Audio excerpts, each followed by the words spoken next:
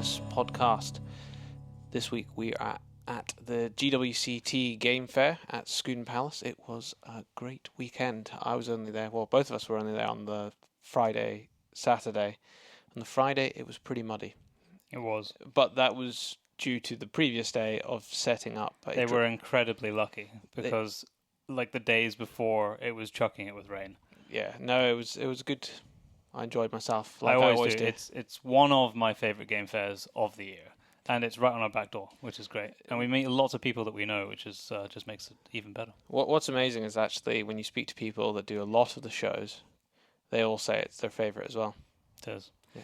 And I have one more game fair left for the year. I'm going to be at the game fair at Hatfield House, 28th to the 30th of this month.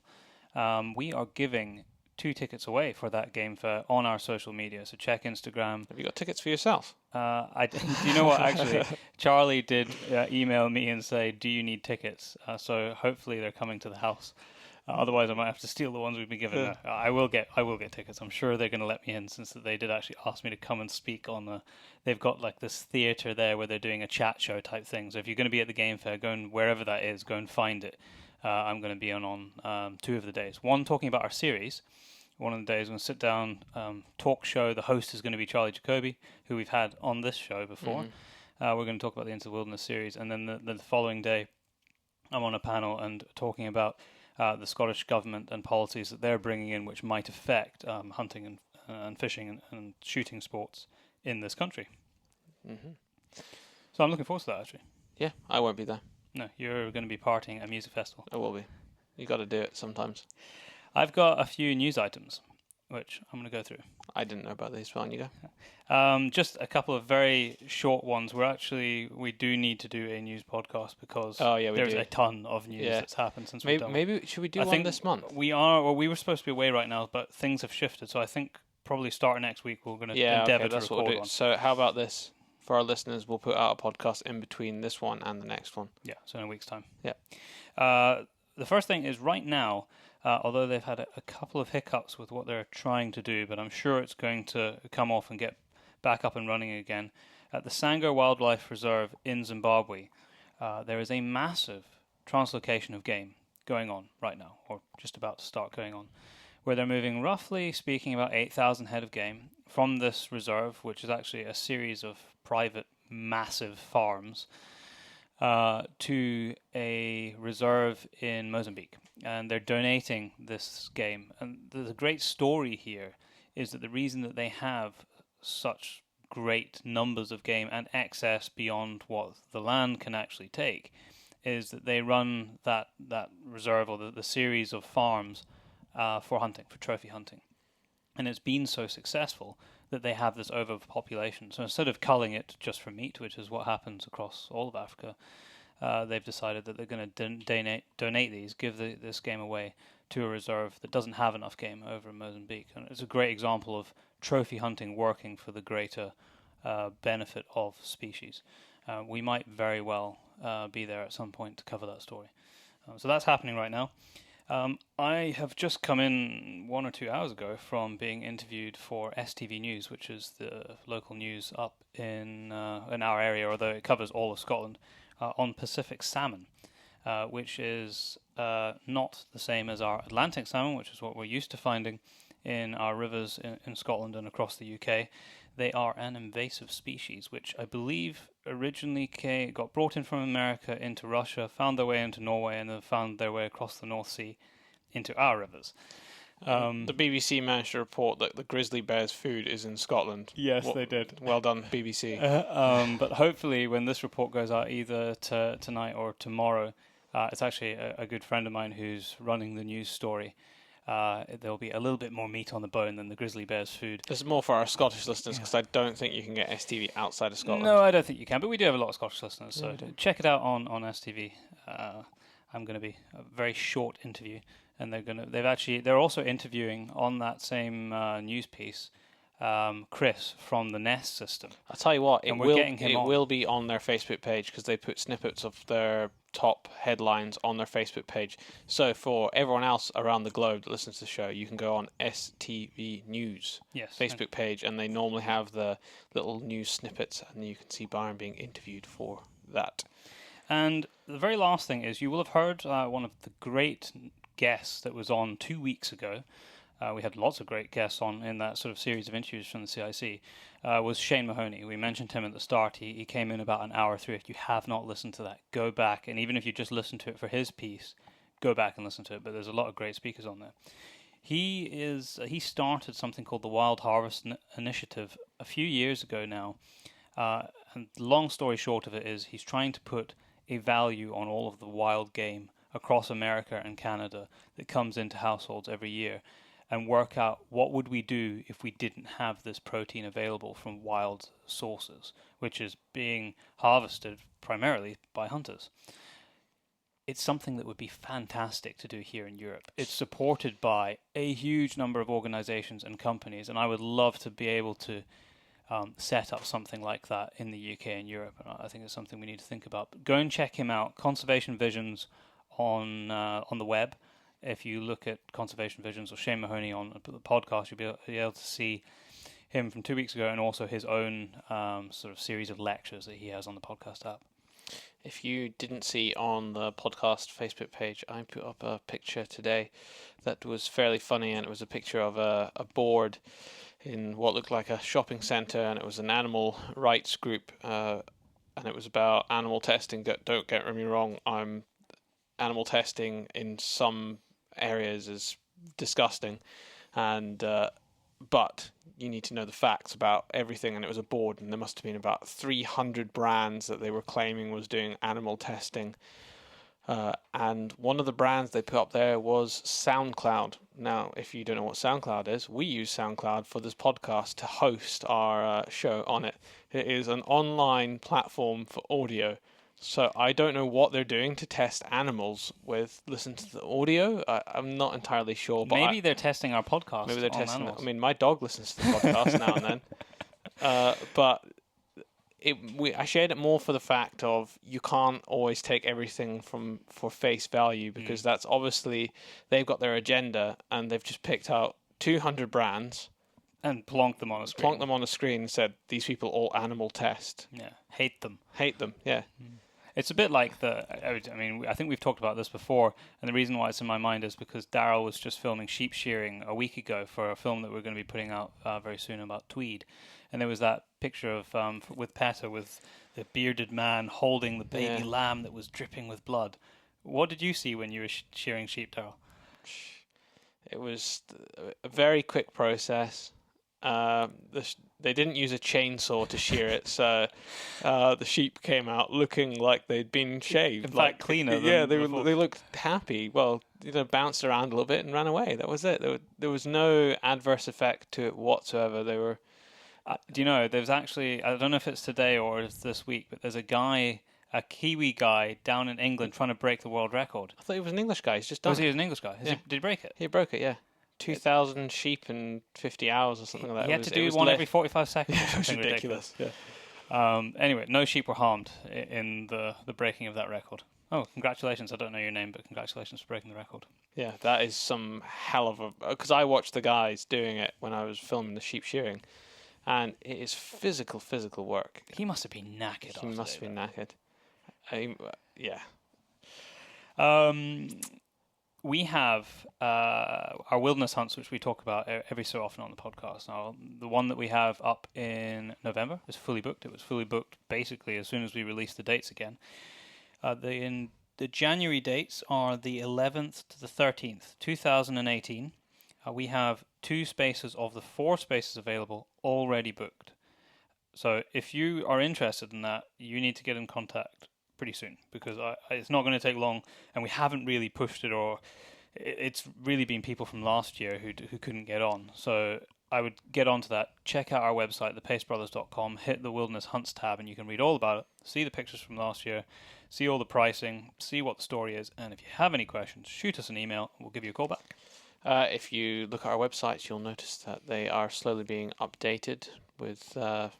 looking very pretty. Trying to make them a bit slicker. Yeah, thepacebrothers.com.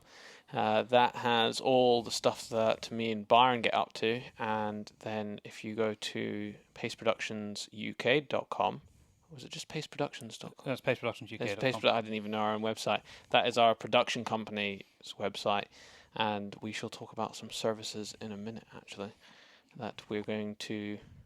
Yeah, well, we can talk about now, actually. We can talk about now. So we're going to have very limited spaces for shoot day photography this year. I say limited because we're extraordinarily busy, and we like to keep things... We've got a certain limited. limited, because just so that we can keep the level high. I'm sure a lot of people who listen to this podcast have probably seen some of our filming. That's kind of where we started.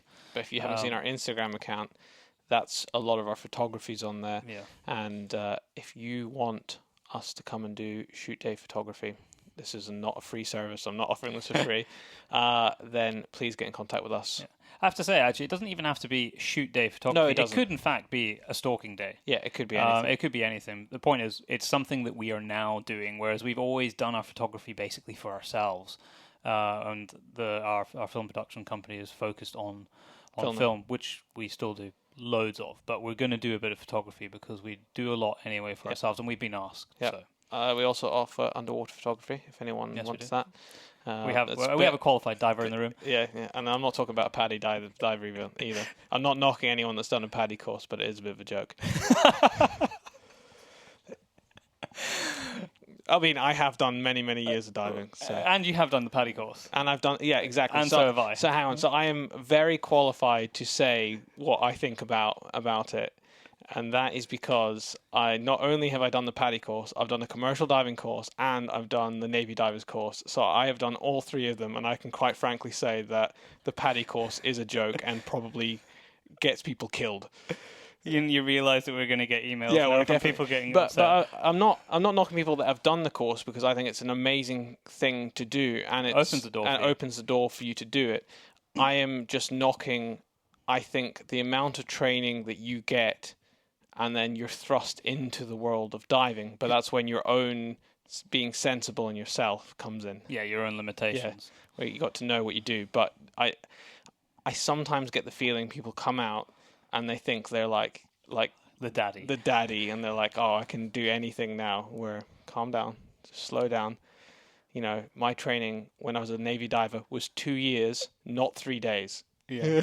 But anyway, the whole point behind the whole rant was that we can do underwater photography as well. I can do it, yeah. As well as, because he's a qualified diver. I've got a snorkel, and I can hold my breath for a bit. So a hose pipe, Byron. And we've got a disposable camera as well. As well as aerial photographer, a lot of you will have seen the drone work that we do. Daryl is actually, as well as being the underwater guy, he's also the drone pilot. So I go above and below.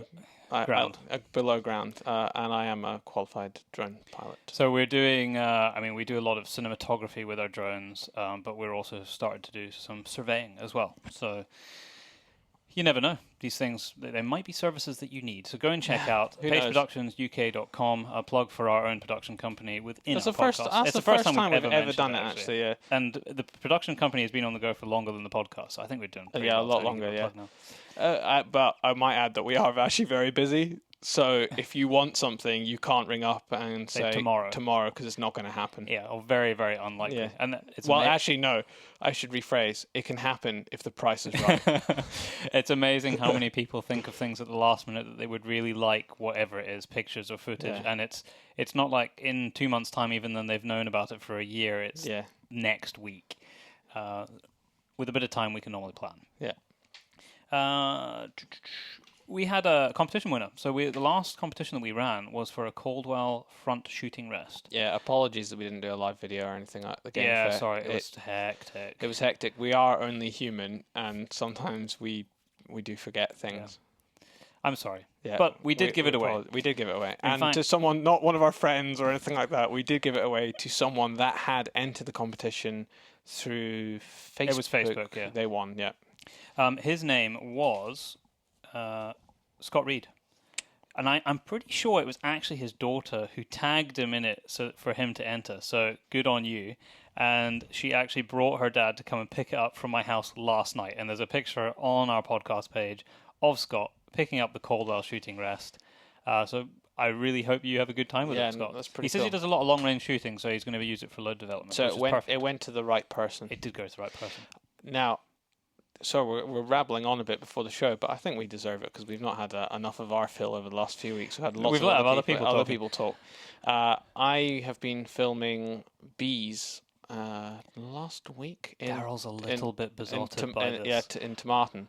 And I went and bought a bee book straight away the day after because I thought it was absolutely amazing. And I have decided that I am going to get into beekeeping at some point. After reading my book, I need to wait until next year. Basically, I've missed the boat for this year. I think we need to do a bee podcast. We do need to do a bee podcast. I think there'll be someone because fascinating. Because you've got the contact now, don't you? If there's anyone in the northeast of Scotland, or anywhere actually in the UK, that either doesn't beekeep anymore or would like to offer advice. This is Daryl now wanting equipment for free. If you have any equipment that you either want to sell cheap or give away, then talk to me. Yeah, send me an email, podcast@paceproductionsuk.com. There you go, Daryl's now. Not only have we managed to get a plug-in for our production company, we've also got a plug-in for Daryl for beekeeping equipment. Yeah. But on a serious note, I wasn't there. Daryl was away filming, and it does sound absolutely fascinating. He's seen some of the pictures and some of the film. Yeah. It was amazing, I'm slightly jealous. Being surrounded by, each hive had about 50, 60,000, and one location there was about 10 hives.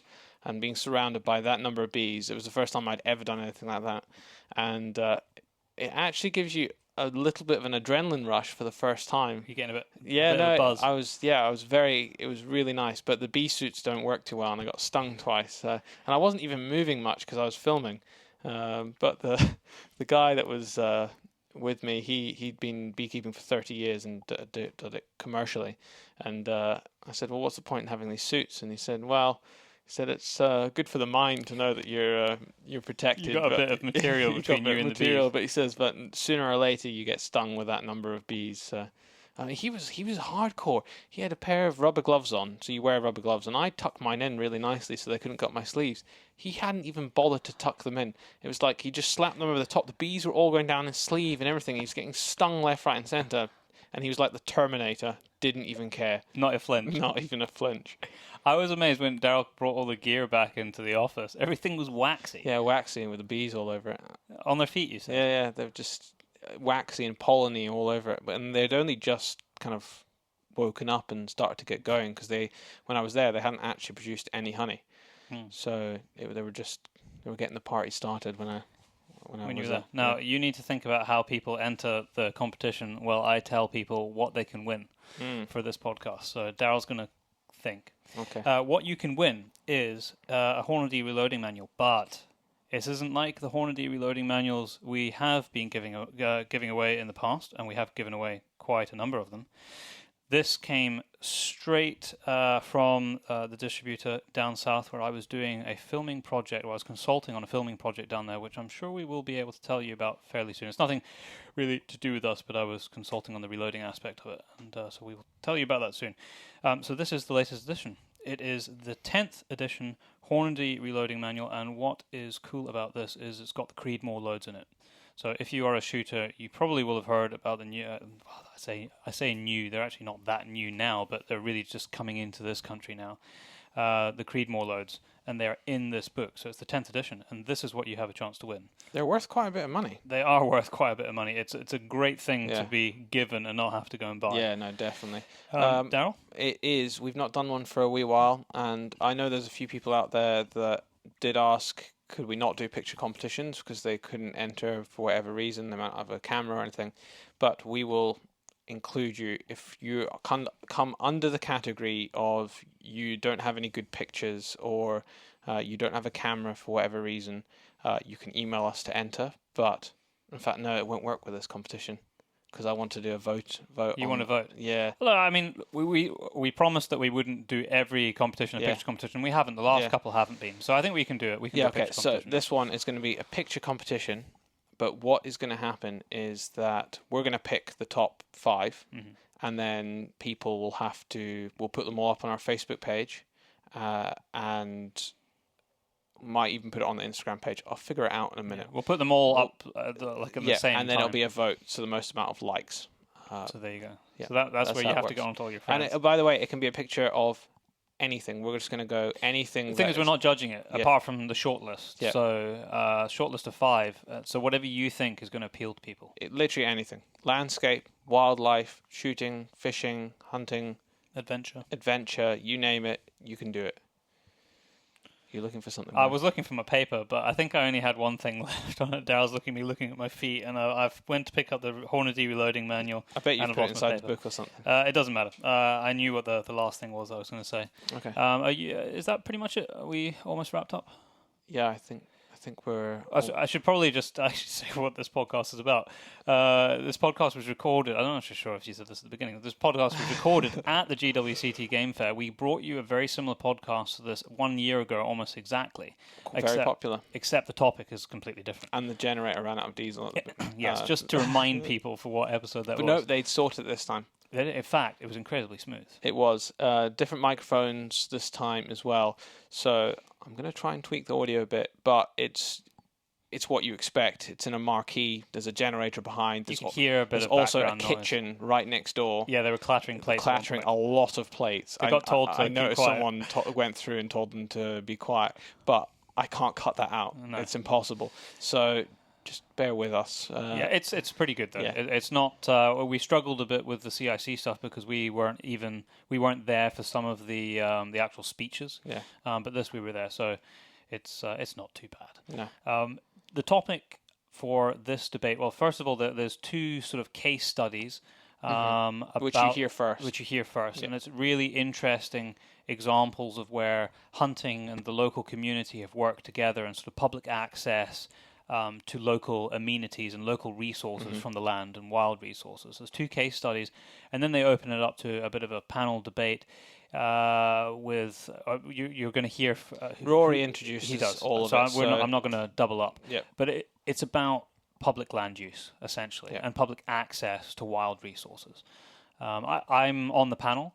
I don't talk a huge amount in here. It actually got cut a bit short because the very end of it was supposed to be international examples, and that's really why Rory got me on the panel. And I was keeping my powder dry for examples in Namibia and the States of great examples of public land use and how that contrasts with what we have here and whether it would work. And we never got to that. It's probably a whole podcast by itself. Yeah. It's something that we can actually talk about with Shane Mahoney when he comes on. Yep. Keep the suggestions coming in for topics of shows. We've had a number of people message us and email us over the last few weeks about things they want talked about. We're going to be doing, I think, tick. So at some point soon. I actually need to send an email on that, but yeah, on Lyme disease. I think we need to do one on deer management again. Because yes, well, in fact, I know we're going to do that because I've been speaking to the guys at S&H. There you go. That was a podcast that was actually hooked up by a head of policy at our sponsor for this podcast, the Scottish Association for Country Sports, Jules. She's been on this podcast at least twice before, and she hooked up the S&H contact. So I was speaking to them yesterday, and that's going to be towards the end of the year. I think also another one that has come up is, I think, an introduction to gamekeeping. So we need to get someone on, which is kind of the process, what you need to do from you're in high school, I now want to become a gamekeeper, what you do, what the process is, college course, what you learn, and then when you get into the working world, what you expect your life to be. Yeah, we should do that. What we can do in the meantime, though, is if you go and check on YouTube and have a look at, I think it's called The Untold Story, A Modern Gamekeeper. And we actually made a film that was all with young gamekeepers at college talking about their experiences. Yep. That's a good place to start. So, but we are going to do a show on that. I think any other shows that we can think of at the top of our head. We do have a few others that we do. We'll maybe mention them next time in our news podcast. Yeah. So I think that is it. Rory will introduce the guests. Interesting debate, so do enjoy. This podcast is brought to you by the Scottish Association for Country Sports. You will be hearing from the director in this podcast now because he was also on the panel. We've mentioned it before. Go and check out their website. They also have right now a number of deals with some big car manufacturers where you get money off a new car if you're a member. So that's always a bonus. And thank you for making the effort to wade through the quagmire to get here. For any of you that don't know me, my name is Rory Kennedy. I'm the head of rural at Sheen and Tate, and it's my great pleasure to welcome you here today on behalf of the firm. The purpose of this event, this is the second year we've run it and hopefully will become an annual event, is to discuss topical and sometimes controversial subjects in land management that often get sensationalised or overly simplified in the wider press. Last year's discussion on rewilding demonstrated that while there are some irreconcilable differences on both sides of that polarised debate, there are actually many more motivations in common than divide people. Today's topic is broad.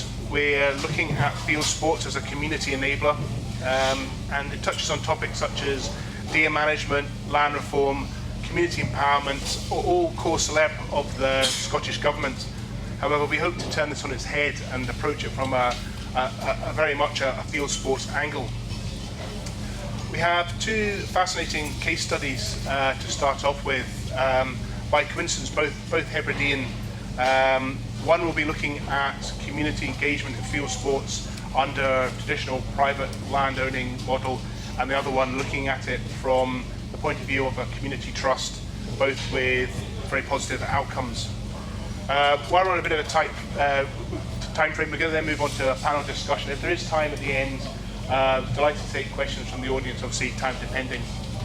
As with last year's event, it will be recorded for a leading online radio station, Into the Wilderness podcast, which is very much geared towards hunting and conservation. For all of you that, or any of you haven't listened to the Into Wilderness, you're really missing a trick. It's available on all podcast platforms, including iTunes, and I would very much encourage you to have a look at it. So without further ado, it gives me great pleasure to welcome the first of our guests, Toby Fitchner-Irving. In 2006, Toby and his wife Mary moved to Muck, and for the benefit of our non-Scottish podcast listeners, Muck is an inner Hebridean island off the west coast of Scotland. It's about a mile wide, 2 miles long, with a population of less than 40. It had a summer tourism footfall, but the rest of the year had limited employment, no scheduled ferry service, and the island had only 10 hours of electricity generation a day. Toby took on the island's estate and its mothballed 1970s hotel and took the bold step of setting up a commercial pheasant shoot. Without stealing Toby's thunder, this decision has proven the catalyst for a significant economic turnaround of this island community's fortunes and led to Toby and his wife winning the Sheen and Tate Rural Hero Award at the 2016 Scottish Rural Awards. So Toby, over to you. So what was the motivation behind giving up a perfectly sensible life, farming in Aberdeenshire, to run a pheasant shoot in Muck?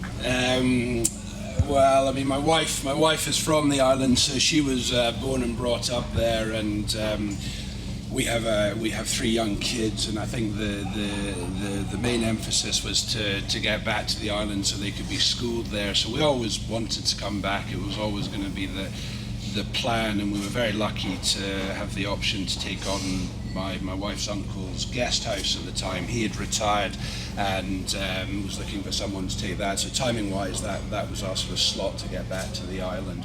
And we've been there for 10 years now. So no, it's all been good fun, and a different way of life, I suppose, from Aberdeenshire, but great fun nonetheless. Yeah.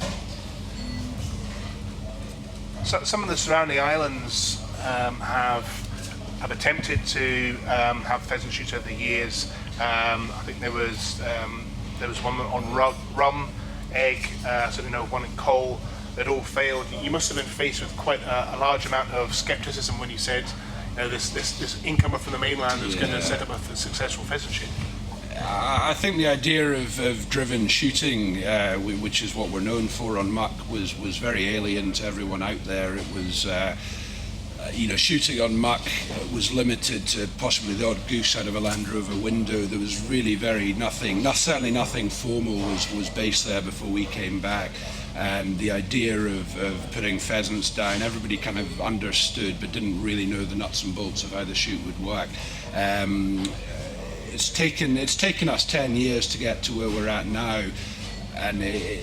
we've learnt a lot as we've gone along, and it wasn't easy. There are definitely challenges, weather and transport, logistics. Getting out to the island is getting birds out there and feed and all the rest of it is difficult. But we've kind of got everyone's head around it now, and there's 38 people live on the island, and pretty much all of them in some way, shape or form are involved on shoot days. If they're not beating, they're helping in the house or babysitting kids or doing lunches, or so we get most people involved, and everybody's now just about got the hang of it. So yeah, we've got a good crew of beaters now who are all well trained and know what they're doing, and it's taken a while to get there, but everyone's just about there now, I think. So yeah. It's been good, and we do about 28 teams a year come across to us over the winter. We start in early September with the Partridge Days. We also have the Stags on the Isle of Rum, as we do a few sort of packages based around. Guys will come and stay with us for a week. They'll spend a couple of days on Rum with the Stags. They'll come and shoot partridges with us for a day or two as well. So we can offer a good variety of sport. We also have the freshwater fishing on Rum, bit of sea fishing as well. So there's a lovely mix of sport. You can get up at 5 o'clock in the morning, go out and have a crack at the geese. You can go to Rum, have a stock over there, catch a fish over there as well. Come back to us and walk up snipe in the afternoon and the evenings, and then go for a duck flight at night. So there's a real mix of stuff we can offer, which I think is, and just our location, the scenery on the good days is unparalleled. It's just stunning. The likes of Rum, beautiful place, as is Muck, and if you get the weather right, it's just nowhere better to be. It's just a nice part of the world, and just a bit of an adventure for the guys coming out to us, I suppose. So yeah. And from what I understand, it's obviously a well-run shoot, because I understand that it's good high birds. You're getting about 28 days, about 120 bird days. Yeah, we start our days sort of 120, 150, and we can do bigger days if people want them, but our sort of average bag for us is probably about the 150, 180 mark, something like that for a day shooting.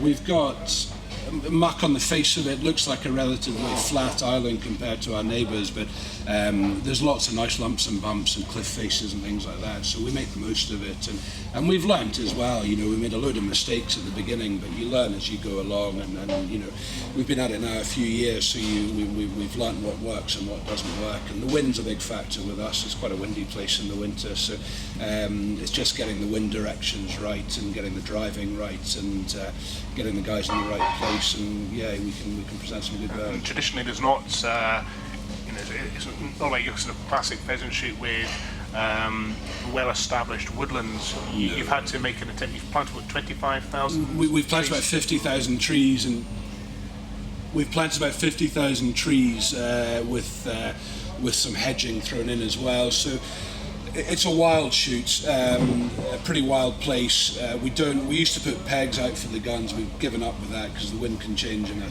heartbeat. So we place all the guns, and that's just, we make that decision as the drive, as we come to the drive. We've shot in 60, 70 mile an hour winds before, so it can be quite a challenge.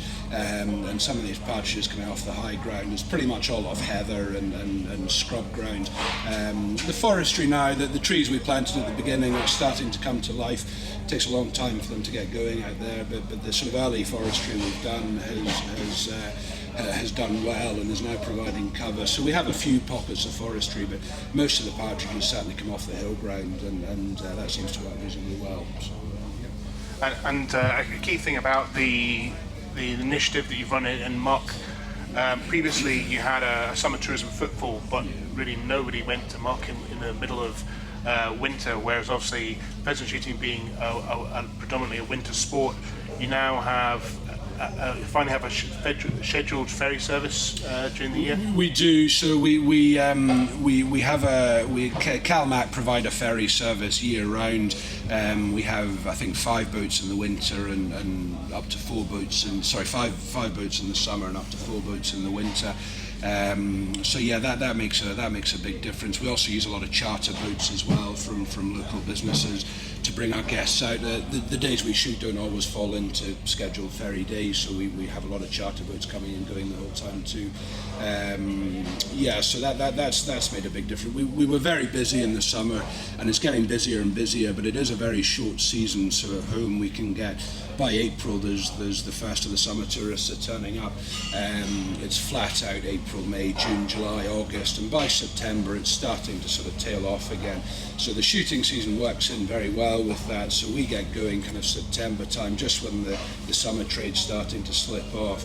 And ironically now October is probably our busiest month with the pheasants and the stags going at the same time.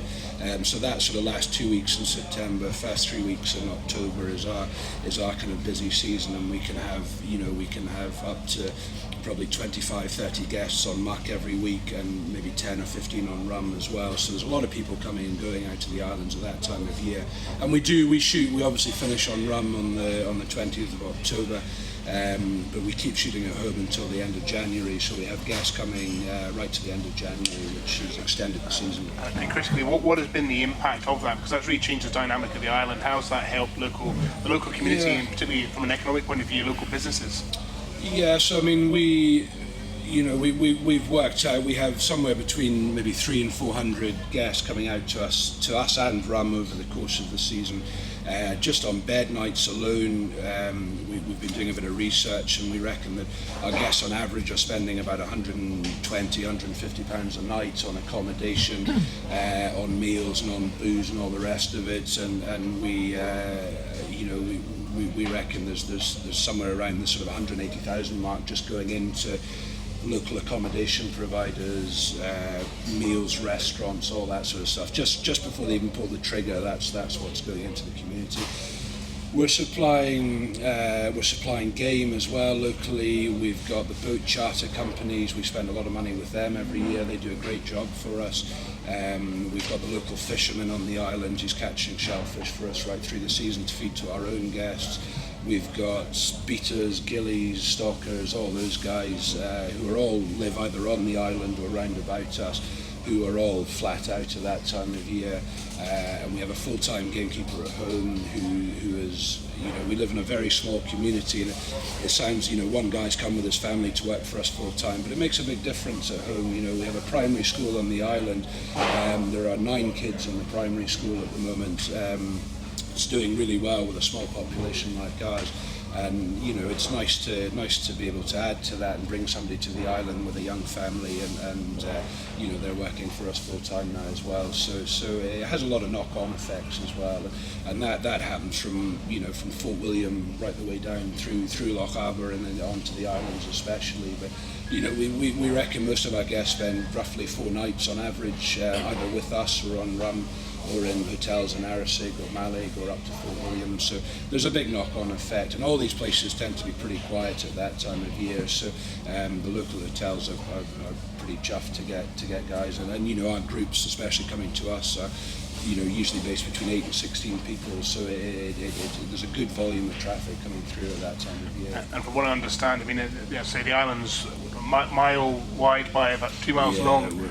Yet, despite that, you are largely self-sufficient from a point of view of supplying food to the hospitality side of things. Yeah, so we run the lodge at home, and my wife's an excellent cook. She pretty much everything on the island that we feed to our guests. We have a fisherman at home that does all the shellfish. We have our own garden as well that does a lot of the sort of salads and veg and things like that. Obviously venison we get in from rum. We have our own feathered game. The farm supply us with lamb and pork. So we have a great larder on our doorstep, and vegetables as well, I understand. Yeah, veg and fruit and things like that too. Soft fruit at this time of year, and it's my wife hates being called a chef, but from a cook's point of view, it's a nice thing for us to have. We're very lucky that it's on our doorstep, and to me it's only right to use that stuff. And quality-wise, you won't get better anywhere else. It's as fresh as you like. We can pick a lobster out the sea at 6 o'clock and serve it for dinner that night, and that makes all the difference. So we're supporting all these guys locally as well, and a lot of that's being fed to the guests from the house. And then just to finish off, really, from a point of view of biodiversity as well, understand that Mock is a very fragile ecosystem. You've got about 40 different types of nesting species. In the first year, you obviously had a big drive on vermin control, and you've planted trees, and there's the supplementary feeding of pheasants. What's been the actual impact on the island from that? That's been one of the highlights for me. I'm a keen birder. I like wildlife in general, and birds especially. And for me, Muck had a fairly serious rat problem when we got there, and we spent a lot of time trapping rats and poisoning and all the rest of it. And we've now got the rat population has crashed. We still have rats, but we caught up to 1,500 rats in tunnels the first year we were there, and just kind of really flattened them out. But so that's made a big difference. And other species like carrion crows, we wipe them out in the spring with trapping and shooting and all the rest of it.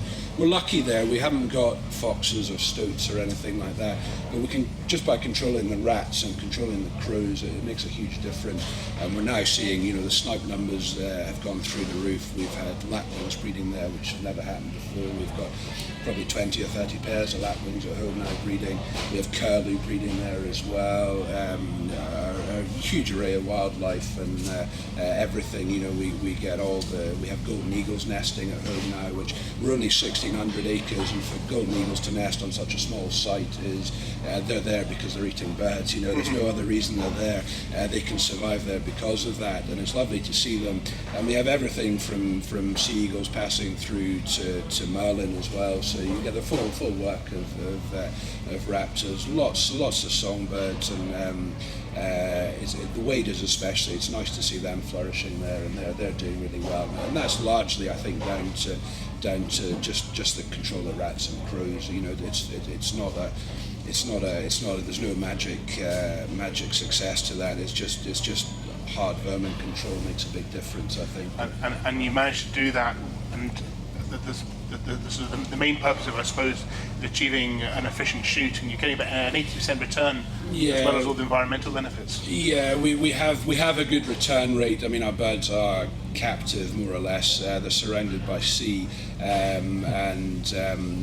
we haven't got neighbours or anything shooting, so it makes a big difference. We shoot across pretty much every inch of the island, so we do catch up with a lot of our birds. But what's been really nice to see is the wild bird population has just exploded. I mean, snipe numbers have gone through the roof since we started shooting. And yes, we shoot snipe, but there's now we don't shoot the snipe hard, but we shoot them perhaps once a month, something like that.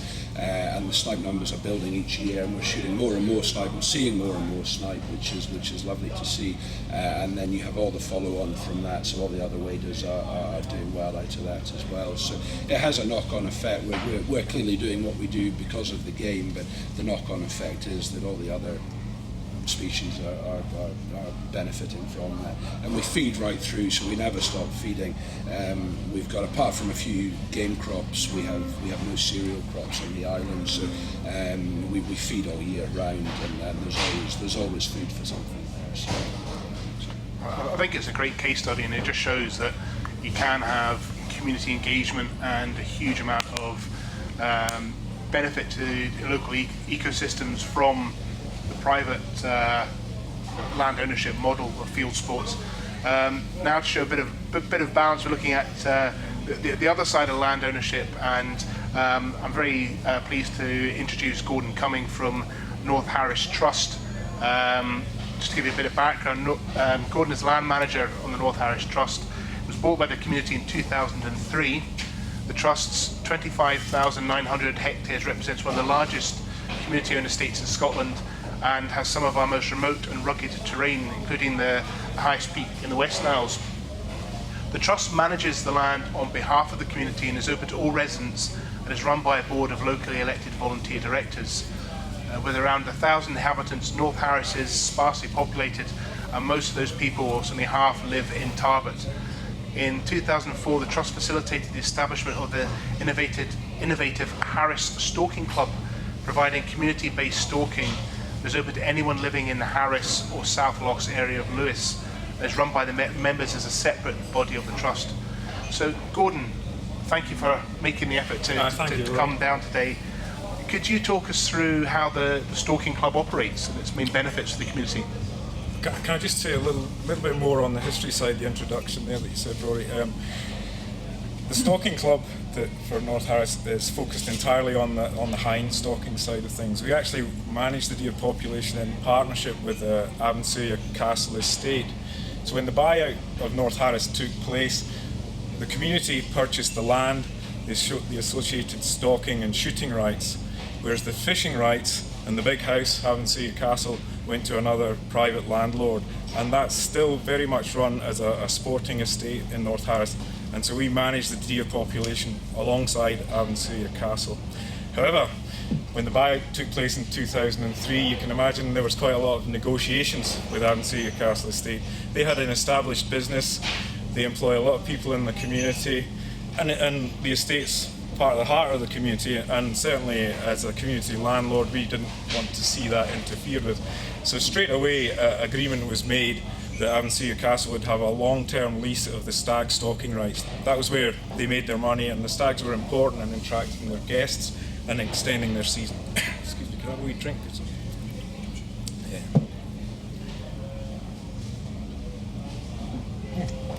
Thank you. So, as I say, David and them sat around the table. I wasn't there at that time, but I understand there were some extensive discussions. The issue with the hinds is, as Rory said, it's a very big estate.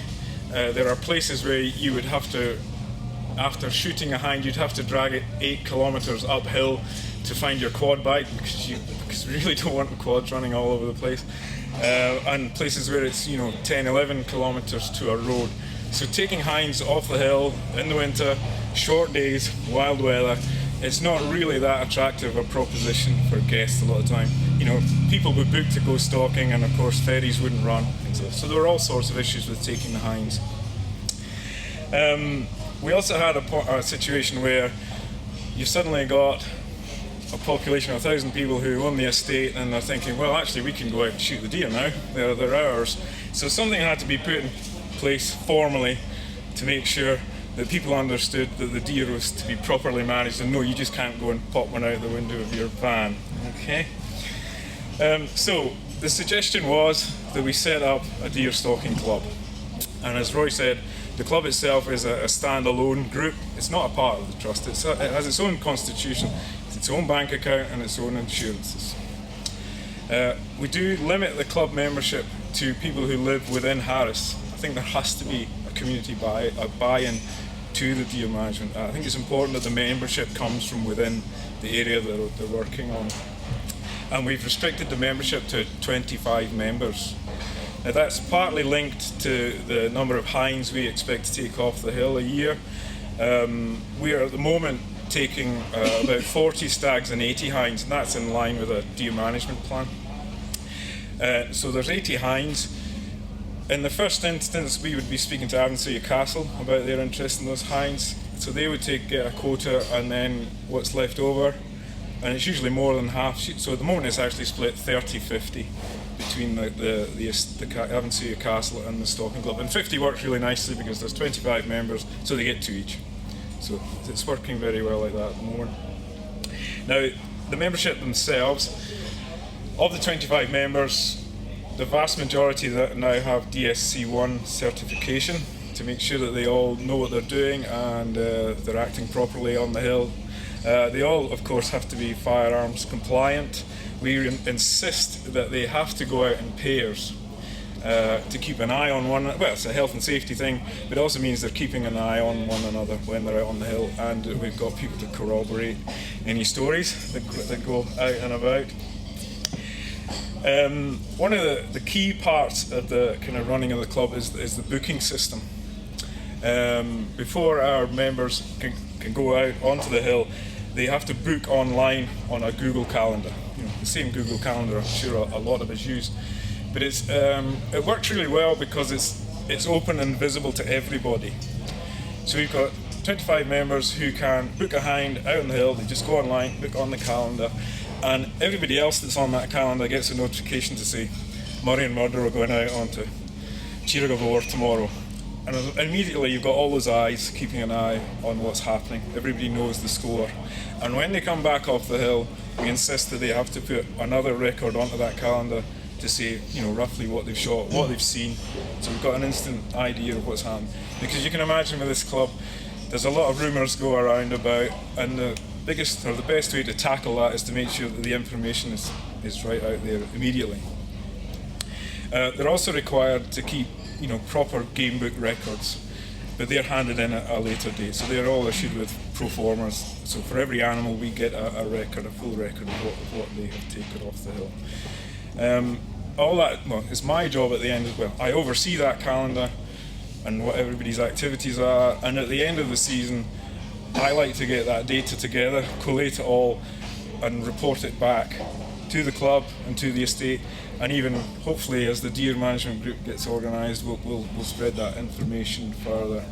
I think that giving the information back to the members is really important. They've got to understand that they're managing a population of deer, and it's not just about them going out and getting their own carcass at the end of the day. So really that's how the club works. And what about the venison harvesting side? Are the members entitled to keep the venison from the stalking? Yes. So as I say, at the moment they're getting 2 hinds. And so they have the carcasses. They're able to take them home, and of course they're dealing with them themselves. They are not going into the wider food chain. They can't sell the venison, but so it's for their own use, and of course it's going around their friends and family within the community. And you have club larder facilities? We have had. We don't at the moment actually. Okay. Most people have taken their own garages and sheds and so on. It may be that we go back towards that actually. The castle, Avonshire Castle, when this was started, did not have an established venison business, but they do now. So in fact, I'm surprised they don't have a stand here at the show today. But they now are taking more venison. And there are times when we've had to organise joint culls. At the end of the season, maybe we're not meeting our quota, so we've tried to get the club and the castle together to go out and cull certain remote areas, and then they would take that meat would go back, or those carcasses would go back to a registered larder, fully kitted out larder, and then that meat would then be dealt with by Avonshire Castle Estate. Okay. I'd like to. In a minute we'll open up to a wider panel discussion. I'll introduce the various speakers in turn, but we have Aileen Stewart from Scottish Natural Heritage. I think it's just worth touching on the side that Toby, the shooting you do on Rum is on SNH land and in a lease agreement with them. Gordon, you have interplay with SNH. It's a special area of conservation that you operate on, highly fragile ecosystem. Yeah. How does that work, the interplay with the SNH? Well, up until very recently, we've had because of the SAC and looking after the designated habitats, we've had a management agreement in place with the SNH. Because of that management agreement, we're quite closely monitored as part of that management agreement. They carry out deer counts and they carry out habitat impact assessments to see whether the area is being overgrazed. And of course this data is then put forward to see what condition the land is in and governs the cull levels that are set for the trust. So the culls that we are asked to do on the land are very much in line with our agreements with SNH and is supported very much financially and advisory on an advisory basis by SNH. And from a point of view looking at the model, it really is tripartite because there's the community involvement, there's obviously the government agencies, the conservation side of it, and you're working hand in glove with Avonshire Castle, one of the most iconic privately owned sporting estates in Scotland. Yeah. That model, do you feel there is scope to widen that across Scotland? And if so, what are the main barriers to that working? Well, first of all, I would say the partnership with the estate helps an awful lot. the club itself, it's voluntary. We can't force the guys to go out shooting. It does have its shortcomings, so it does help that you have a professional stalking group there who can step in and support the activities of the stalking club, but also step in if it falls short somewhere. So that's important. So I see it on a wider perspective around the country. I would suggest that if somebody else is looking at this, that's the kind of setup you need. It's very good to have that community involvement because it brings in a lot of manpower or woman power. We do have female members as well, and that local interest helps along the way. But I think it does work well. It shouldn't really be a them and us. It's a how we can do this together and make the most of it. So I think it's a very interesting model. I think at this stage it'd be good to introduce the panelists and widen this out to the rest of the discussion, and I thank the speakers for the case studies. If I could introduce the panelists from my left, we have Alex Stoddard, who you might well know from last year. Alex is director of the Scottish Association for Country Sports. Alex is a native Gaelic speaker from Skye. He was formerly a professional deer manager before careers in the military in the city, and Alex now heads Scotland and Northern Ireland's largest field sports body. The next speaker is Richard Cook, who is chairman of the Association of Deer Management Groups. Richard has a deep understanding of the wider political matters surrounding deer management. He also has practical experience of deer management, including managing both forestry and commercial stalking interests, being the factor of the 150,000-acre Dalhousie Estates. This is a geographically diverse land holding ranging from prime arable lowland through to heather moor and open mountain. We then have Aileen Stewart, who is Head of Policy and Advice for Scottish Natural Heritage. Aileen's role includes giving a strategic lead on policy, including rural development, landscape, recreation, ecosystem approaches, and habitats and species. Largely for the benefit of the podcast listeners, SNH is a Scottish government agency that is responsible for our natural spaces in Scotland. And finally, we have Byron Pace, who, for the listeners of the podcast, will know him very well. But Byron is a sporting and conservation journalist. He's written for a number of sporting magazines around the world, as well as presenting features for online sporting channels such as the Shooting Show and Fieldsports channel. Byron and his brother Daryl have founded and present the Into the Wilderness podcast. So if I could first of all open this up, I thought largely for the people in the room, but particularly the podcast listeners, Richard, could I start with you just to give the listeners a very, very brief outline of the ADMG and explain how you seek to align the various competing interests across deer management? Okay, Rory, thank you. Well, ADMG was set up in 1992, and it represents the deer management groups across the Highlands of Scotland, and I emphasise it's the red deer range pretty much. I mean, the two are not separate, but not the lowland area, which is now represented by the Lowland Deer Network, which has different objectives and is at an earlier stage in its evolution, I think it's fair to say. There are 44 established deer management groups, with quite a number of new ones in the making, and they're all at probably different places in terms of their own evolution, and they range enormously in size from 3 or 4 members to, well, up to 50 in one case. And they extend to ranges of up to 500,000 acres in some areas. They, as has emerged in the recent parliamentary review of deer management, they're all very different. I think everybody now accepts, Eileen will confirm, that the one-size-fits-all approach to deer management is not appropriate or workable. So it's about local solutions for local situations. Deer management has long been and will long continue to be, I suspect, highly controversial in political terms, because there are some interests who would like to see very few of them, so that Scotland, last year's debate was about rewilding.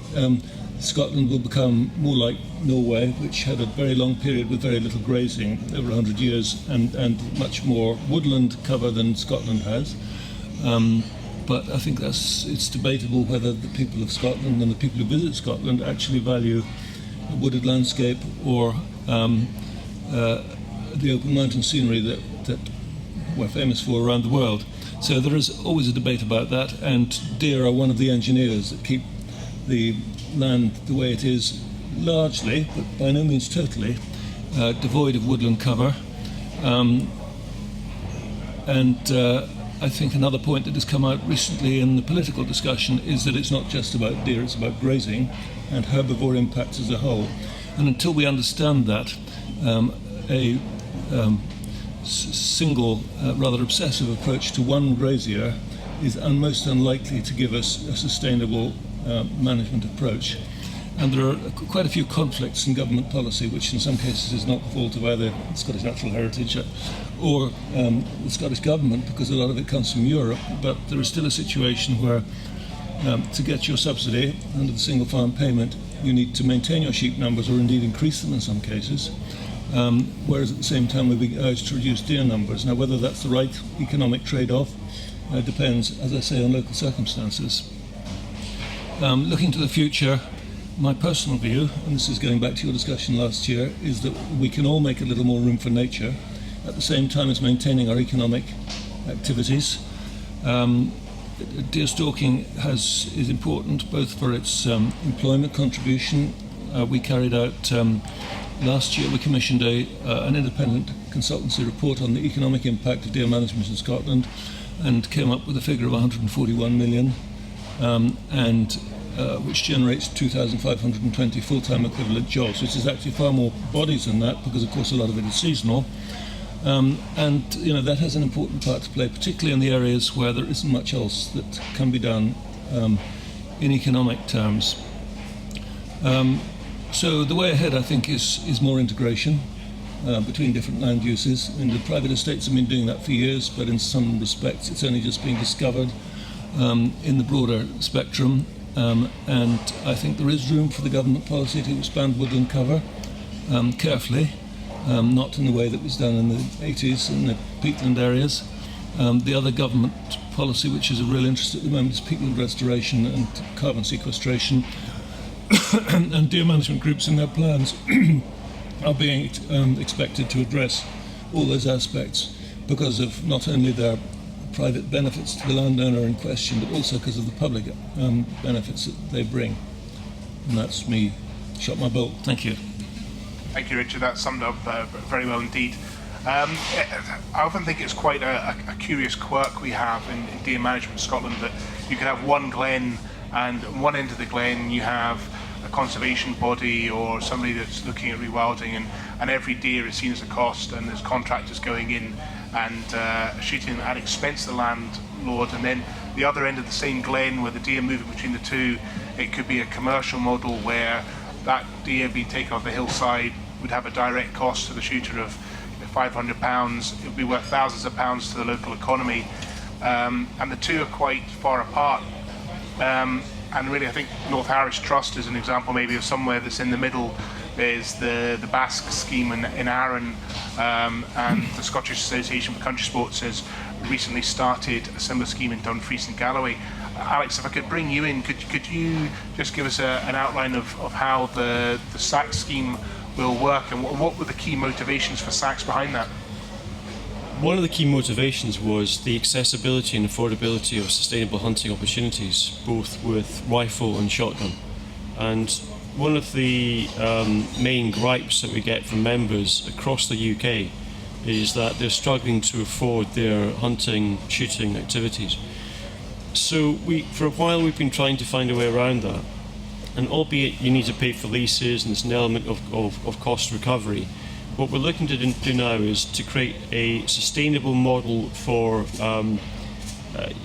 hunting in areas where members have reasonably easy accessibility to that area, and then provide them with an option for a booking system online where they can come for a very small cost, turn up for a weekend of 3, 4, 5 days and have a good time, but also harvest sustainably deer or woodcock or whatever. So it's something that we're currently working on. We're currently looking at a number of other areas in Scotland and actually the UK too for those schemes. And the member feedback so far has been very, very strong. It's something that they're keen to look at, pursue. and it's something that as an organisation, albeit we do a lot of other representative work, is something we're very keen to invest in for the future. But one of the key things for us is the model where more ordinary people involved in country sports of whatever kind means that country sports itself becomes more accessible and more socially acceptable. That's really, really important, because we have a demographic in Scotland, certainly, where the majority of people now come from multi-generational urban backgrounds. And we can blame landowners for that in the past, and the clearances driving people off the glens and the straths into the cities and the dockyards. And that's created a multi-generational nature disconnect. That's something that needs to be addressed, and one of the ways in doing that is trying to widen the audience for country sports. It's not often just trying to get people involved in country sports, it's trying to get people to understand what we do and why we do it. Now, for my own part, I crofted some from Skye, Gaelic-speaking family, but interestingly enough, both my grandfathers were involved in land issues in the past. My grandfather on my maternal side was shipped from Harris in 1923 by rowing boat to the Isle of Skye with corrugated iron, nails, hammer, bits of wood, and they had built a shelter in a place in Skye with no roads, no access whatsoever. They were resettled there after the First World War. My grandfather on my father's side was actively involved in the land raids after the First World War. So for me now to be sitting running a country sports organisation in Scotland where the perception would be that I come from a public school background is just not the case. So that's a really strong model for the future, where the Scottish Government and the Scottish population can see that many, many people involved in country sports across Scotland come from very ordinary backgrounds. And we find that within our own membership demographic, the vast majority of people that hunt, shoot and fish in Scotland are from that background. It's really important for us that the pillars of sustainability, the three pillars, you have the environment, you've got the economy, and you've got the social, cultural aspect as well, that they are supported. Because one of the real problems that we have right now is that you have this almost obsessive focus on habitat impact assessments, natural heritage and the environment. Well, that's fine. But without looking at and supporting the other two pillars of sustainability, the whole model will collapse. So it's important that we have vibrant communities with local people access to work that they have now on Muck and Harris and Skye now and other models there. And those local people within sustainable communities, viable sustainable communities, they will then add value to their economy and they'll add value to their environment too. So I see a great focus now for us all working together rather than working in a dysfunctional way on single routes to our own specific outcomes. I think it's time to cross-populate ideas. Panels like this are fantastic. It's great to hear from the guys, from Gordon and from Toby, about how their schemes are working. There are challenges out there. Not all community schemes are working very well, but it's good to have the conversation about how we can make them better. I think one of the interesting things about the SACS model is that it's in conjunction with a sporting agent. So you have an estate that has some of the biggest heads in Scotland come off it, a very well-known estate. From the point of view of making this balance economically, the prime stalking the stags is still going to be your tourism, your tourist shooters who will be bidding money into the local economy. And really what the SAC scheme is doing is it's retaining the cull element that normally is a cost to the landowner, and it's actually giving a well-managed community solution to that. So it's ensuring that people are suitably qualified, going out in pairs, risk assessed, the whole thing's run in a very structured way. And I would like to explore that with some of the panelists about, you know, do they see that almost joint venture between a community initiative and the commercial sporting estate, does it have legs across the country? If I could just come into that and maybe lead into Byron, who can then cover the wilderness hunting aspect a bit more. What we're trying to do with the Galloway scheme is really incentivise wild hunting, where you're going out on your Todd by yourself, in pretty rough country, and you're going to take a sustainable harvest of deer within a very specific deer management plan. And people like that idea because it's hard work. You're involved in taking deer back for yourself, and there's an element of individual responsibility. And that responsibility in terms of sustainable hunting is, I think, something really important for the future. But Byron is very much involved with this, and he's a good man to speak to. Yeah, Byron, I can bring you in. You've probably done more to sort of push the idea of wilderness hunting in Britain, so certainly in Scotland, than anyone in recent years. Yeah, I mean, it's from my point of view, the reason why we started to talk about it more and make it more open that that's the kind of hunting that we were doing was simply because that's what we like to do. And I think it's in terms of the perception of how hunters are perceived to the wider public and the wider world, I think that idea of just your average person going out by themselves and doing it for very honest reasons, where the end result, if you're lucky enough, is to put food back on your table and probably share that spoils with your friends and relatives, is something that the general public maybe don't realize is actually the reason that a lot of us do what we do. So when we started the podcast, when we started to do some filming, it was that kind of hunting that we were trying to sort of kick open the door, because I think it's a lot easier for people outside of our circles of hunting to relate to that very wild aspect of it, of hunting wild game in a very sort of raw, natural way that almost harks back to where it used to be as a sort of more primitive man. It's very much more easier for them to relate to that than the sort of the more commercial world of it. And it certainly seems to have worked. I think that there is definitely a shift in the hunting community as well that, these days. We've seen it sort of in the last 10 years, really starting in the States and coming over to Europe now, where more people want to take more responsibility about the hunting that they're doing. And that tends to be hunting those slightly wilder places, those harder to reach locations, and doing it in a way where you are personally responsible from everything from start to finish. I love being able to go out with and hold on to the tradition that we have so strongly here in Scotland, where you're going out with a stalker and you have the honour of being able to use a garran, which is one of the most incredible experiences, but equally there is something that really makes you sort of realise who you are and where you've come from when you have the opportunity to do it by yourself.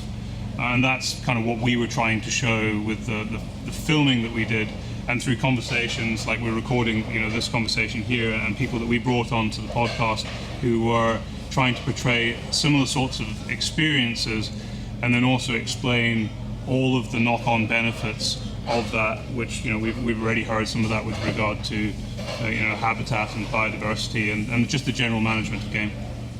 I certainly think anecdotally, I know a lot of people listen to your podcasts and watch your films that have no active interest in hunting, but what you do inspires them to find out more. And I certainly feel if you look around Europe and North America, where hunting doesn't tend to often have that perception of being a class-based system, a class-based hobby, it's something that everyone participates in to differing standards of ground, but you can get on public ground and hunt on a relatively affordable basis.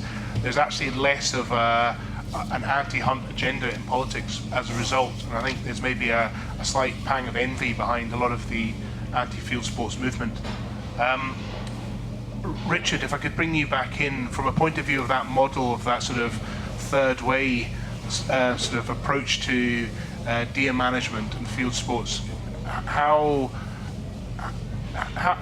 what do you see the main barriers for commercial estates sort of working with organisations to deliver that? I don't think there are any real barriers. I mean, it's a model that, as we've heard earlier, is already working in some cases, and I don't see why it can't work in others. The natural first place to go if you're looking for individuals to undertake your deer management, and this might well appeal to a number of smaller estates who can't really justify full-time employment of a stalker, is to the local community. And I'd like to slightly translate this to the lowland situation. where the land ownership patterns and the land management types are far more fragmented. And there is great potential there and there are a lot of people in the lowlands. I mean, I'm told that there are 6,000 people in Scotland with DSC level 1, and a good number of those will have level 2 as well.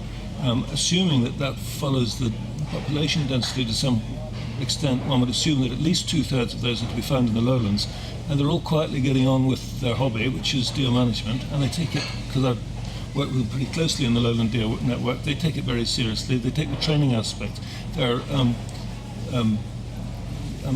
to describe them as an anoraks on the subject would be an understatement. They're completely dedicated, and they're a resource of which we could make far more use. So I think the process where deer management is percolating down to more and more people at all sorts of different levels is a thoroughly healthy one. But it's not a new one. It's been going on for quite a while, but it's very good that it's continuing to develop that way. Aileen, if I could possibly bring you in, SNH owns 35,500 hectares of Scotland, leases a further 7,500. What are the sort of volumes of deer that are being culled on your land, and is there currently a mix of contractor culling or professional culling and sport? There is a mix, and a growing mix. I mean, we started from a position where most of the stalking on our land was done by our own staff and done to the management plans that had been agreed for these places. But increasingly we are experimenting and trying different approaches, and Toby's example that he talked about in Rum has worked really well for us. I mean, we were really keen to go down that route because we could see the spin-off benefits for the community. It's not that long ago, in only 2011, that we transferred the parcel of land that the community in the village to the community, and we wanted to make sure that along with that, there were opportunities for employment and economic gain. So it's been a really good success story, I think, and we want that to continue. And we're looking at opening out that further on Rum and providing opportunities to take some of the hind cull and also some goats as well, just to support that kind of mix of opportunities. So we are learning from these experiences, and we're trying to explore that with all of our reserves. When we come up with plans, we're going to look at, we do engage with community, we get feedback, and if there's a real appetite and there's an interest and there's skills and experience there, we will try and work with them, and we are in a number of our other reserves like Ben Wyvis and a few other places. So it's a kind of developing field, but I think we're really up for it, and certainly on North Harris I think we've worked very well with the trust there as well, just to try and look for opportunities where we can support the community and just provide that additional element. I mean, it does very much follow on from what Richard was saying. It's about opening out opportunities and just breaking down those kind of barriers and getting people to understand that there's an economic benefit and a social benefit from this. I mean, our perspective is obviously we see the environment as being the underpinning foundation, that we have to have a good environment to get that sporting and to get that quality and to get the wider range of species. So that has to be at the heart of it. But these things can be developed in balance, and we can get really good success stories on the ground.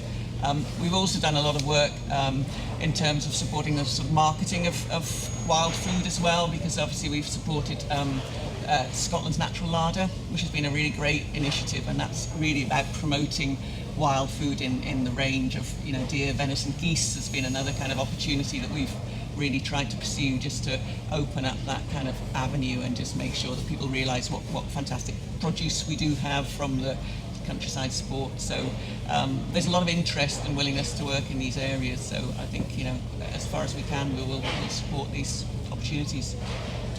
And a lot of the government agencies that own lands, they place quite a strong emphasis on enhancing public amenity, and so certainly the likes of Forest Enterprise talks about sort of reaching out to different communities about accessing the forest resources we have. For a point of view of SNH policy, would you consider field sports to be an amenity that should be promoted? Absolutely, provided it can be done, and it often can, in a way that is in keeping with, the wider needs. Obviously, our reserves are there to promote and to get people there and to get people out to enjoy the natural world. And as long as we can do things that are compatible with those kind of wider objectives, then, we will certainly promote it, and we do across a wider range of activities. I suppose one of the problems is that if you have a particularly aggressive cull target in any area for conservation purposes, the methods that often need to be employed, whether that be exemptions from the Deer Act to use lamping at night, or in the case of John Muir Trust, at one stage they were culling stags when they didn't feel they had the resources to necessarily extract the carcasses afterwards. They're being left on the hillside. That's all things that, from a sporting hunter point of view, would be seen as deeply unethical. And I'm not knocking the reasons for doing it. I'm just saying that it's not aligned with a sporting hunter's approach. As a result of that, how big a role can sports hunting ever really play in that management mix, particularly when there is a forestry or a conservation purpose behind it? I think it depends on each local situation, really, and you have to kind of negotiate and work out what will work for a particular site. If deer need to be managed, then there's no reason why a private individual can't do that, and often do it more effectively and more cheaply. But there may be circumstances where either location or the requirements that we're looking for just aren't easily compatible with that kind of sporting interest. So I don't think there's going to be one size fits all, but I think it's certainly open for discussion that if there is a good mix and a good opportunity, then we will look for partnership ways of working.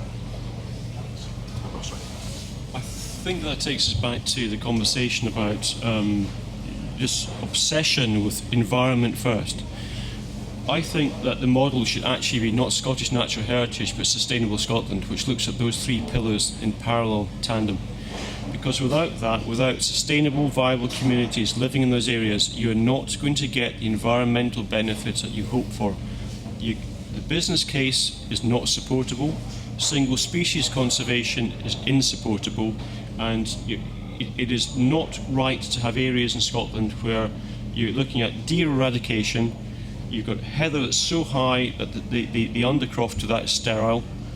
That is not sustainable, and I think the future for us really is having a conversation about getting more people, the right kind of people, back into those communities with local jobs and local places, and then local people, genuinely local people, having more access to natural resources in their area, be it hydro schemes, wild grouse, deer, fish, whatever. I think it's a conversation that we need to have. So this obsessive focus on the environment first, I think it's dysfunctional, and I think it's time to change that and start thinking about the bigger picture. Richard? Yes, I would. Well, just quickly to comment on what Alex said, with which I totally agree. I think actually we're not quite as obsessive or about the environment to the exclusion of everything else as we used to be, but it is still always first in the queue. I mean, technically it is where you've got a designated site, but actually it tends to be the lead interest everywhere, and I do agree with Alex that we need a more balanced approach. I think the other thing is that we all follow our particular interests obsessively, as he said, quite the right word, to the exclusion of all others, and actually there is a great deal of common ground. And if we could establish a consensus, a national consensus as to what the common ground is, and what we're actually trying to achieve, where we're trying to get to. Are we looking for a rewilding model where the wolf and bear run free, or are we looking at a place that provides at least the levels of employment today, or better still, more? Well, somewhere in the middle probably, but and there has to be a little bit of room for everything. But we really need to know what we're trying to achieve, because everybody at the moment is pursuing their own interests to the exclusion of all others. And just to relate that briefly to your question with Eileen about individual deer groups, where one member of a group has a model where they require 5 per square kilometre and they're not prepared to put up fences, and another has a population requirement of 10 or 12 per square kilometre for sporting purposes. Those aren't necessarily incompatible, although the deer population is highly mobile and will go where the best shelter and feed is. So if you're regenerating woodland, that's where they like to be on a snowy night. It's really all about doing it in a respectful neighbourly manner within a deer management plan, so that everybody understands what everybody else is trying to achieve, and there's a degree of compromise and negotiation, which means that everybody gets more or less what they want out of it in, as I said, a respectful way, which is because a lot of the bad examples, which you referred to, a couple of them, have been just because people have done exactly what they want, because it's a voluntary principle, without any consideration of the impact on others. Now that really shouldn't be done that way, and I don't think it will be in future very much, because we've come out of that tunnel, but there's a long way to go before we can say we can forget about deer being the number one species in Scotland in iconic terms, but also a lot of other people's public enemy number one.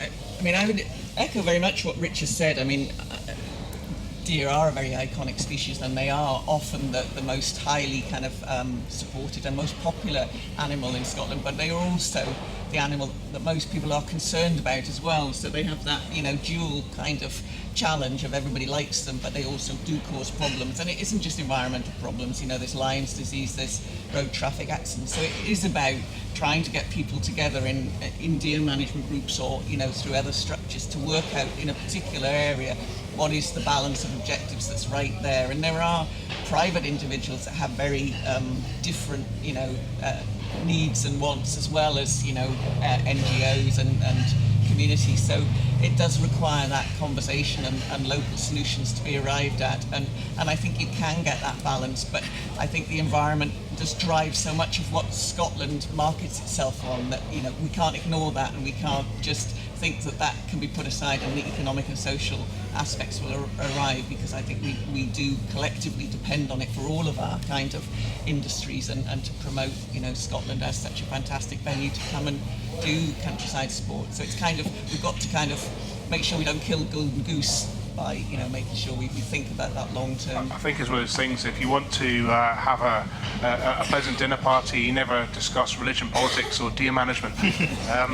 One thing when I was doing a bit of research about this, one of the organisations I was quite keen to get along was Forest Enterprise Scotland, and unfortunately I couldn't get anyone, but their websites, they produce a lot of quite detailed information, and looking at it, they obviously for very legitimate reasons they have to do very large culls to get out about 30,000 deer a year, and if you troll through the website, eventually you get to some information about sport stalking. So they have 550 recreational stalkers on each year, and a lot of that is on leased grounds, and they do have a company stalking that said in 2012 they offered 27 stag weeks, 7 roebuck weeks and 6 doe hind weeks.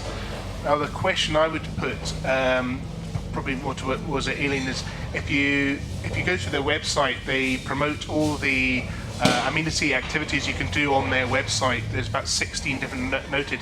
There's fishing, but you have to troll through a lot of different screens to eventually find any meaty information.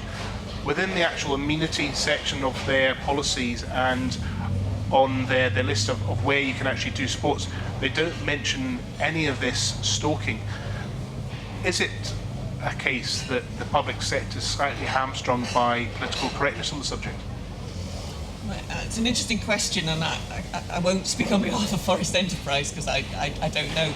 I mean, certainly we don't feel hamstrung by that. I mean, I think we have quite publicly supported ADMG, Scottish Venison Partnership, BASC. We work in partnership with Game and Wildlife Trust, and through Scotland's Natural Larder and so on, we are quite publicly supporting Fieldsports, and I don't think we've ever felt that's a conflict. And certainly, the discussions that we've had with our senior staff, board, etc., our colleagues are really quite comfortable with it, because we see it as such an important aspect of life in Scotland, and it is, particularly in rural areas, it drives a whole range of community and rural benefits. So personally, I've not seen it being an issue, but I can't speak for Forest Enterprise. Forest Enterprise, I'm trying to keep the bars between myself and Bob McIntosh, although I'm not going to say anything to upset him, have played a hugely important role in deer management. It needs to be remembered that their primary function, it used to be their only function, for which we as taxpayers fund them, is to grow timber for strategic and other purposes. And so they have a different attitude, quite rightly, to deer. They're a threat rather than an opportunity. But they do make very good use of their opportunities, and they have their own staff who are managing deer. They have professional contractors who are managing deer to some extent, but they do make quite a lot of their land available on medium-term permissions, as they call them, for renting. And they set a high standard. It's minimum level DSC2, which is fair enough. And I think that model's really pretty good. They set a standard of professionalism that has raised the game of the whole sector. And they have invested heavily in the sector. They contribute to a lot of our projects. They contribute to individual deer groups. And I think we would be very much the poorer if they didn't have that approach to deer management. I do think, and it's quite a big subject in the lowlands, that Forest Enterprise could make more land available to local community stalkers, of the people I was talking about earlier, but not just Forestry Commission and Forest Enterprise, but also the local authorities who have a lot of land that they don't even know they've got deer on them, but of course they have. So I think there is a gap to close in the lowlands, particularly between local capacity, mostly voluntary and recreational, and a job of work that needs to be done. It needs to be obviously structured in a way that meets compliance standards for a public agency, but I don't think that's beyond the wit of man, and I would like to think that's something that will emerge over the next 2 to 3 years. Byron? Richard brought up the point earlier that a lot of people won't realise the great work that is done, particularly on the low grounds because of the nature of the ownership of land there by recreational stalkers. There is a massive network of recreational stalkers who do a really fantastic job and have done really without anyone really sort of standing up and saying, look what I do, because they just get on with it, and that falls under the deer management groups. So they know what's going on as a whole, but it is something that's definitely worth pointing out, that there are a lot of people doing a lot of great work, but they're doing it as part of their recreation, and it fits into a greater management plan. I'd also just say that with regard to increasing the sort of availability of hunting to local communities and local people, one of the really important spin-offs of that will be the greater engagement that you get. You will increase the opportunities for people to enter into it who may have not come from a background where it was accessible to them. And once you can start that sort of chain of events, and you've got more people coming back, more people bringing venison back into their home, more people bringing back other wild game back into their home and sharing that amongst their friends, it helps bring back that connection with our food, with our environment, with our wild resources, with the wild others that we have as a society generally lost. And that can only be a good thing. Richard, if I could just pick up on a point that you made. You were talking about the Forestry Commission, and obviously it's a government-owned body, and they have their primary function is forestry, and to get an economic return on that, I think everyone accepts that heavy culling is a necessary part of that. On their own published data, that they spend around £4 million a year on culling, and their own website expresses the economic value of recreational stalking. So they talk about the scheme where they work in conjunction with Basque on Arran. The figure they used was £45,000 per annum going directly to local businesses, and they state that that the recreational sporting helps offset their deer management costs. Do you think there's an argument, an economic argument, that really it's public value for money that should be driving more recreational sporting on public ground as well? Well, I think it probably is public value for money, and they wouldn't do it. They wouldn't spend the money on deer management rather than just culling, because it's also fence maintenance and replacement as well, which is arguably a capital cost. I think that there is value. They wouldn't do it because the benefit is in the timber production and all the other goods, including recreation in particular, which Forest Enterprise produce. So it's frequently held up as a criticism of those who support the maintenance of the deer sector in something like its present form, is that the nation forks out a huge amount of money just to keep the numbers down on government land. It's really not as simple as that. and one's very often told about the cost of deer fencing, but in almost all cases those deer fences would be needed as stock fences, even if there were no more deer. Because just to give the context, I think it's about 1.5 million annually FES spend. Yes. Well, they've spent a lot more money on fencing it over recent years, and they now have a different approach where one's looking at restock situations to what used to be done, whereas they don't fence individual planting areas, they fence your perimeter and deal with the deer that are inside the perimeter and keep them at a level which where damage levels to the trees is tolerable, under 10%, or 10% is the target, I think. And that seems to me to be a perfectly reasonable thing to do. And because there's a fence, if the fence is maintained, it largely allows other types of deer management to continue out with the fence. So, fencing has its place, as government policy recognises, and it isn't necessarily a bad thing. And it also, one has to remember, is not forever, it's short term. Aileen, a value for money argument? I think it's an important consideration. I mean, we are paid by the public purse, we have to do that, we have to manage our land in a way that's most kind of efficient, and if we can do that by bringing in other people to do the deer management, then obviously that makes sense to do it. I mean, there'll be places where it's more or less easy to achieve, but I think certainly it's something that we would look closely at, and there is good arguments for doing that, absolutely.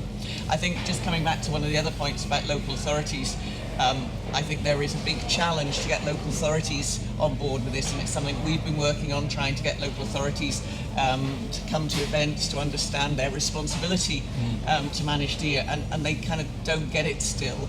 And they are very responsive to the perception of the public and so on, and so there's quite a big education there to be done, but there is a responsibility, and there are huge opportunities on local authority land. I mean, we're actually a relatively small landowner compared to Forest Enterprise or local authorities, but if you think about the capacity and the opportunity that could be out there if we could make inroads with that sector, but there is quite a sort of attitude change there. I think that it requires a bit of collective effort. We're working on it, but certainly a long way to go, I think. Absolutely. Alex? Been an interesting discussion to look at, say, Section 7 management scheme in regards to local authority area. There's a lot of chat about private landowners and their responsibility to deer management, but as a wider public and the community, we need to look at those people that are not engaging, and in some areas it's local authorities, so that's something for the future. I'm quite excited by the formation of the new Scottish Land Commission. I don't really want to have a conversation about land reform and shooting rates and things, but a high-level conversation about the perceived inequity in land ownership in Scotland and the actual position here for trying to find a way forward for all of us and balance, I think that's fantastic. And that's a conversation I think we should all be having together with the commissioners in the future. And a point. I think there's a bit of time to open this up to the floor. Are there any questions at all from anyone? Peter. Well, very interesting event. I would love to ask Aileen Stewart if she filled in her shooting rates. Have we filled in our shooting rates?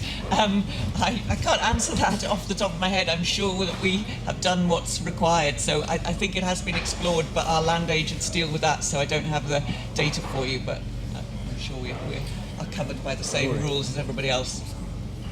If I can bring in Jules Stoddart.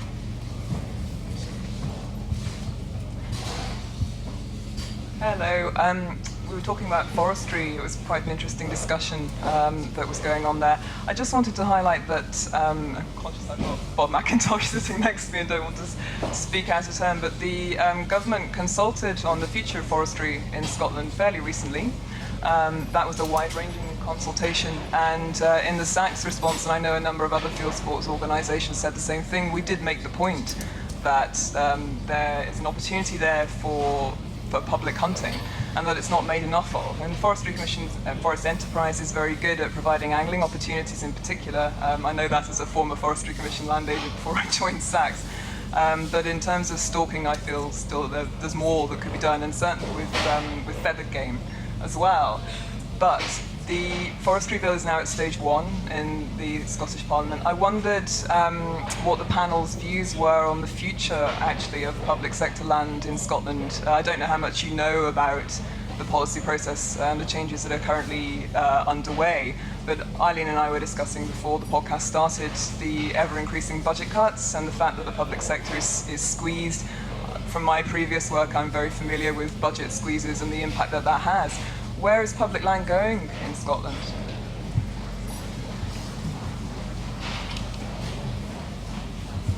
I mean, it's quite a big question, so I'm not sure I can give you a definitive answer there.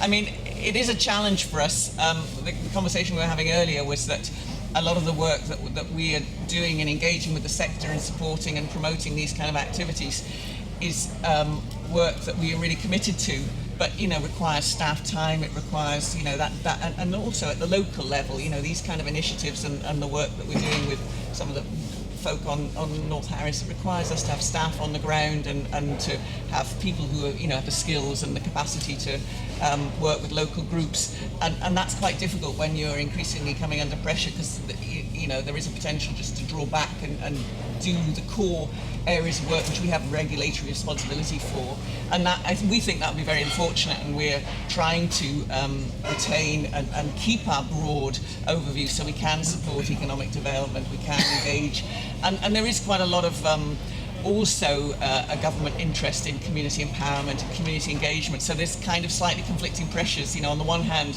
they want us to do more of this, and I think we all see the value of it.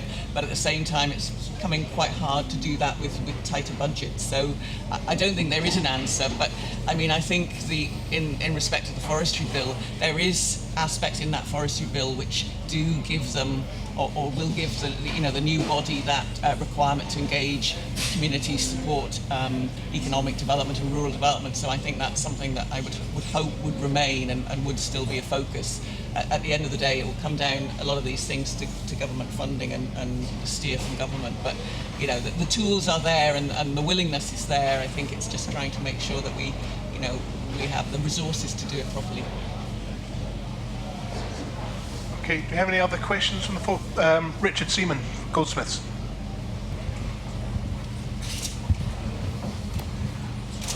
Thanks, Rory. I just had a couple of questions, really. One was for Toby, and excuse me for my ignorance on this one, but have you got Jack Snipe on Muck as well? We do have a number of Jack Snipe. Yes. And did they increase in the same in line the same with the common snipe? They have. There are certain areas where we find Jack Snipe. Where our main sort of snipe bogs are largely common snipe. We do occasionally get Jack Snipe in there, but generally speaking, we have sort of separate areas of the island where the Jack Snipe are, and we tend to avoid them because it's pretty tricky, to get the identification right. We obviously warn all the guys before they start, and to be fair, the guys that come to us just to shoot snipe are pretty purist snipe shooters, and they know the difference. I think we'll always bin somebody if some of the phone rings and somebody asks about snipe shooting, and one of the first questions they ask is what can we expect to shoot? Can we expect 20 a day? Can we expect 50 a day? We just won't take those guys on, and we generally tie the snipe in with the woodcock as well, and they're, you get a sort of much sort of guys aren't interested in how many shots they fire. They're about the day's sport, and if they come home with 5 birds or 15 birds, they're as happy as you like. And those are the guys that know the difference, generally speaking, between the two, and they're the guys we try and target for those sorts of days. Thanks very much. The other question I had was for Gordon. I think the sort of, whether it be a French or a North American or whatever model with a wider participation with local communities is got a lot of merits. But I was just going to ask Gordon, just out of interest, how much do your local members pay to be a member of the Hind Club, and how do you manage? Has the Hind Club managed to achieve culls in recent years as anticipated, and how do you sort of work on the basis that presumably everybody's looking for a sort of a yelled skidding hind as opposed to the old hind who's really needs to be taken out of the cohort? Thanks for that question, because that was an issue I felt I should have discussed earlier. the club actually, the members pay £10 for each hind they take. So it's just a small nominal fee that they pay to the trust that we receive. But that's better than us having to pay somebody to go and do it. So that's their membership fee of the club. On top of that, they pay a fee to the club to cover their insurance. So I think they're a joint membership of the Scottish Gamekeepers Association. So they get their liability insurance through that as a club membership. So that's their fees. So it's about, I think they pay about £60 for that part of their membership and £10 a hind. So that covers their costs.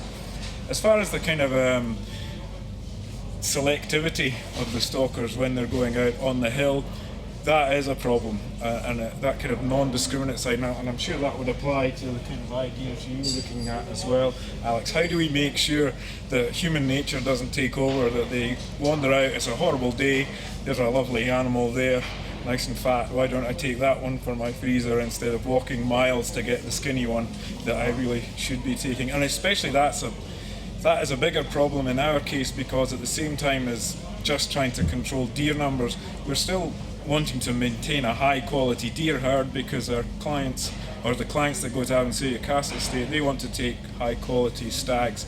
So we do have to try and find a solution to that. Now, what we've done so far is, of course, it's peer pressure as much as anything. We know the guys that are going out on the hill, and we make sure they report back to us. So in that way, we can say, well, that's not the kind of thing you should be taking, mate, because, you know, you got to think 10 years down the line. This is our population of deer. If everybody starts doing that, it's all going to go pear-shaped, for want of a better phrase. So really, that's how it's working at the moment. And as I said, the other part of it was, well, my role in keeping the data of all the animals that are taken, so that if they see trends change in the population, we can say, well, that's because you're taking those animals instead of those animals. If there's suddenly a part of the hill that becomes bare of hinds, I'm keeping an eye on that, and next year there'll be an exclusion zone on the hill to make sure that people are forced to go to certain areas. So it's not perfect. It's definitely not a perfect situation, and it's open to criticism. But I think overall, by keeping a close eye on it, and sharing information, we're doing reasonably well, and I would say overall it does work. I think we've seen this at SACS recently, that one of the areas we do have wild hunting in Scotland is on majority of the Crown foreshore. We've seen this with wildfowling clubs, that it takes a lot of leadership to try and get often competing interests within the group, and I'm sure if you look at the European models of hunting circles, where they'll have a lease on the ground, public ground for about 10 years, that's enough time to give people a vested interest in proper herd management. But again, it comes down to strict management and strong leadership within those groups. I think we're probably drawing to a close. I'd like to thank all the speakers for today. I think we've had a vibrant discussion that's covered quite a lot of wide areas, but I think there's been a common theme to it all about community empowerment, and really sort of make sure field sports and communities' objectives are aligned. And I think we've shown some very varied examples of how that can be achieved. I can thank all my speakers, and this will be on the Into the Wilderness podcast, probably coming out in the next month or so. Next month. Yeah.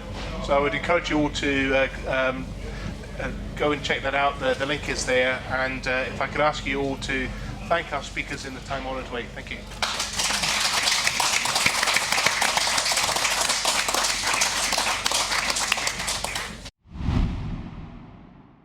And that's it for another week, I think, because we're going to be doing an interim show in between this and the other show. I was looking on iTunes the other day, and I found something out, that if you are in the UK, you cannot see the reviews from other countries around the world, because it's only related to the country you're in. And some of our American guests, only American, no one from Canada, have left some reviews. So thank you very much. And it's all been in the last 2 weeks. Yeah, really appreciate it. So really appreciate it. Reaching across the pond. Over in the States. Thank you very much. So if the Canadians could do the same, please. That would be grand. Yeah. In fact, we've actually had at least one, possibly 2 or 3 emails from over the water, from our American listeners, asking us a few things and saying that they enjoyed the show, and we always appreciate those emails. Sometimes it takes us a week or so to get back to you if we're really busy. Because some of them are long. Really long, and I love those. But we do reply to everybody who emails, even if it's just to say, how's it? Yeah, no, thank you very much. We really do appreciate it. We got an invite, actually, to go shoot white-tailed deer. Yeah, we do in upstate New York. Yep. New York? Yeah, upstate New York. I don't know. Is it New York State? New York State. I'm not sure how it works. I'm really sorry. I couldn't list all the states in America. Yeah, I'm afraid. But we are coming to the United States at some point. Yes, I think we can actually. Yeah, this is going out next week, so we can say this. You've probably heard us talk about the film that we made for film festivals, which was called In Search of Reverence. The trailer has been out on our social media for quite some time. And it won the Glasgow Film Festival Best Trailer. It did indeed. Yeah. We premiered the full 12-minute film in Iwa in Germany, and it premiered in the UK at the Northern Shooting Show. But it was just at those shows on a screen. Yeah. It hasn't been uploaded online. And I'm sorry in a way because it's not going to be online now for a year. Because we are very privileged to have been picked for the Hunting Film Tour, which is going. I don't think it's not every state in America plus Canada, but it's a lot of states. It covers, and I think it covers a lot of the hunting, the big hunting states. The main hunting states. But I think it also goes to the states in multiple places because the people living in the United States will know it is a big place. Yeah. So it's absolutely awesome to have been picked. So thank you very much to the guys at the Hunting Film Tour. We'll probably mention it at the start of the next podcast as well, just in case you're nodding off. But go and see it. And like Daryl says, we're going to try and get across for one of the showings. And as soon as we know which one it is, we will let you all know. So the most emails from one state is where we're going. That's what we should do. We should do. So the more invites we get for hunting, that will be the place that we go. And currently, upstate New York's winning. So. Yeah. And that's it, I think, for another week. Yeah. Don't forget to enter our competition to win the 10th edition of the Hornady Reloading Manual.